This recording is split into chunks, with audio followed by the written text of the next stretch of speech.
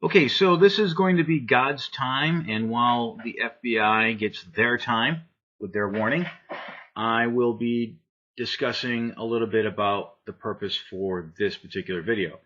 A lot of people get really confused about how time works in the Bible, and I'm going to try to straighten some of that out for you because, after all, this is about secrets and mysteries, and this is definitely one of the biggest mysteries in the Bible.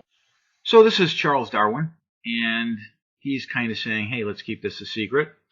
But I like to spill the beans. So let's start with God's time in the book of Genesis.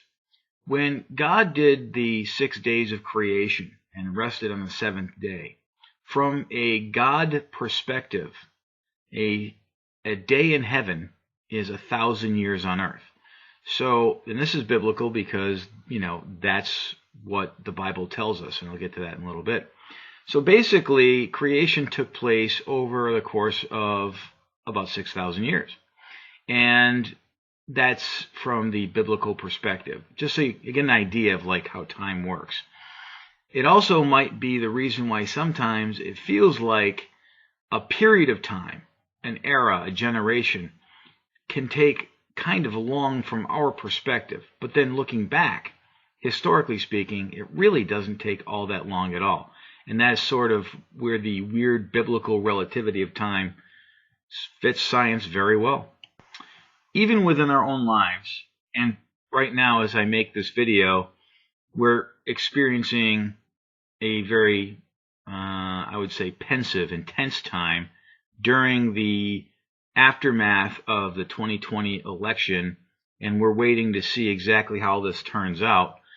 We can start to feel like time is creeping by, even though I think a lot of people would agree that this year, despite being locked up, despite being locked down, despite COVID-19, and despite a lot of these other things, this year has gone by kind of quickly, right? If you really think about it. I mean, this whole thing started in January, and we're looking at December coming up. We're in November. And time is funny that way, isn't it? So you have to understand that there's a lot of control that God has over how we experience time. And that is not by mistake. That is quite deliberate. Now, in 2 Peter chapter 3, verses 8 and 9, it says, "But do not forget this one thing, dear friends. With the Lord, a day is like 1,000 years, and 1,000 years like a day. The Lord is not slow in keeping his promise, as some understand slowness. He is patient with you, not wanting anyone to perish, but everyone to come to repentance." So you have to really think about what that means, right? We all think 99% of the time about ourselves, and everybody else in the whole world fits into that other percentage point, which is very small. But God doesn't think that way. Look at the last part of this passage. It says, but everyone to come to repentance, right?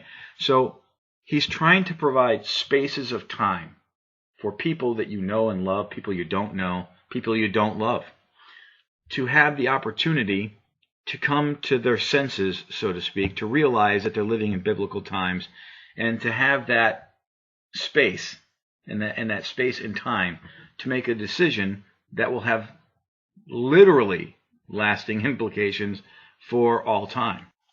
To be clear, if you are in heaven right now, which you're not, but if you were, you would have a very small period of time pass for you, and a very long period of time would pass on earth. Just so you understand how it works. Maybe an hour would be, 1/24 of 1,000 years on earth. That's how it works. However, if you happen to find yourself going down the hole into the other place, it actually works in reverse. And a lot of people have had life after death experiences where they did not have a positive experience, but rather a negative experience. It seemed like time really worked differently in that space. They might have been just gone for a few moments or even minutes, and they had an experience that lasted much, much longer. I know a few people personally who've actually had this. I'm happy to report that they have become Christians as a result of that experience. But I'm also, I want to explain to you that, if you end up in hell for the period of time of the tribulation, and any time before the tribulation starts, that period of time is going to really stretch out.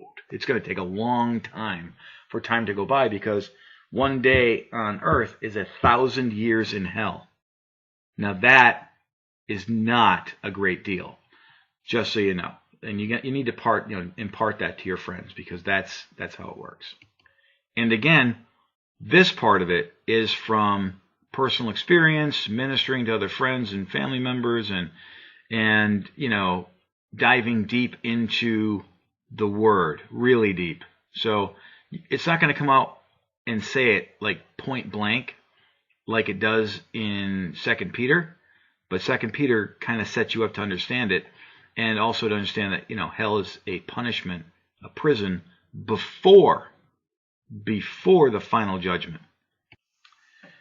From what I gather, time is a construct that God uses so that he can have a linear experience for us, to experience a period in a place that no matter how much you learn, no matter how much you know, even collectively as a human race, you cannot prove or disprove the existence of God.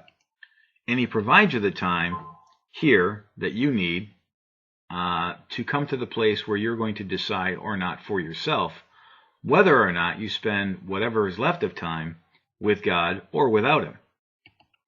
I'll get into the absence of God in my next video. Until then, please like, subscribe if you find this video on YouTube, and if you find it on Rumble or Facebook or elsewhere, please spread it around and help me build up my Rumble audience. Thank you.